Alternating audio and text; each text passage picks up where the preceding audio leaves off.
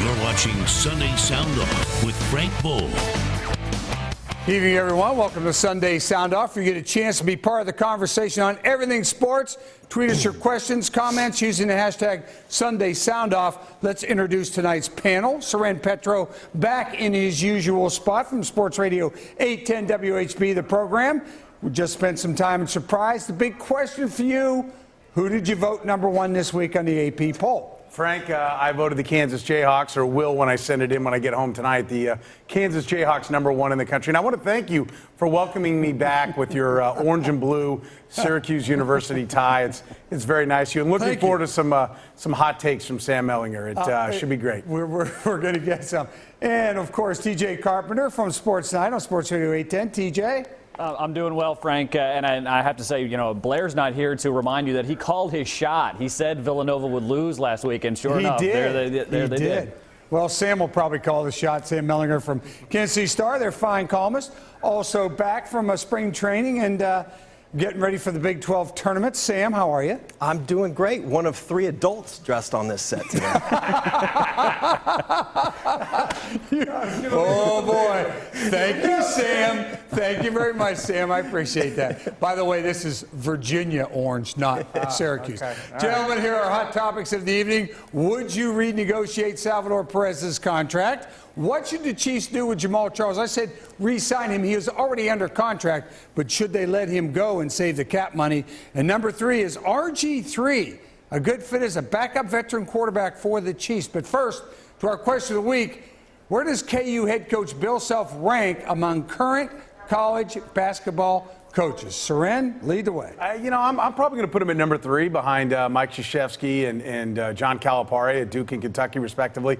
He's won the national championship. He's won 12 conference titles in a row, which is a phenomenal achievement. In fact, I think it trumps what UCLA did, winning 13 in a row, even though all of UCLA's are outrights. There's no Sam Gilbert, at least that we know about now, no bag man that is paying everybody like UCLA had all throughout John Wooden's tenure there. But, I think he's at the top of his game, and I think this is really the regression year. This is the year he has no one-and-dones, yet here he is still winning the league again and maybe the most competitive year. And he's the number one team in the country by my vote right now, and I think the number one seed in this NCAA tournament in a year that he's reloading. That's as good as it gets.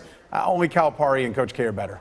TJ, where's Bill Self stand in your estimation? Well, if you take a look at it as a stock, I would say his stock is higher than any other coaches in the countries right now. I would say he's the best coach in America at least this year. But if you look at it overall all time, John Calipari, Mike Krzyzewski are still ahead of Bill Self. But I will say this, what he has done in the Big 12 is absolutely remarkable. And I think sometimes in our immediate gratification culture, it's hard to really appreciate exactly just how good Kansas has been for how long. And to really appreciate that, I know that we're all about the tournament now, but those conference tournaments, those conference championships, being able to win at least a share of one 12 consecutive years is remarkable. Yeah, of course. And also, when you got the RPI, Sam, of, number one in the Big 12, they have all these teams going to the NCAA tournament. This has been an unbelievable year for Self. It really might be, like you said in the open, like one of his best coaching jobs of the whole time that he's been at Kansas, which is certainly saying something. To me, if you're looking at where he ranks, I think there's four that stand out above the rest. No offense to Roy Williams and some of these other great coaches, but we've talked about Mike Krzyzewski and John Calipari, and Tom Izzo's the other one. Mm-hmm. And I think the three after Coach K, you can kind of put in any order that you want. And if you want to take the easy way out, I think one way is Cal's been to 6 Final Fours and Izzo's been to 7. I think Bill Self's only been to 2.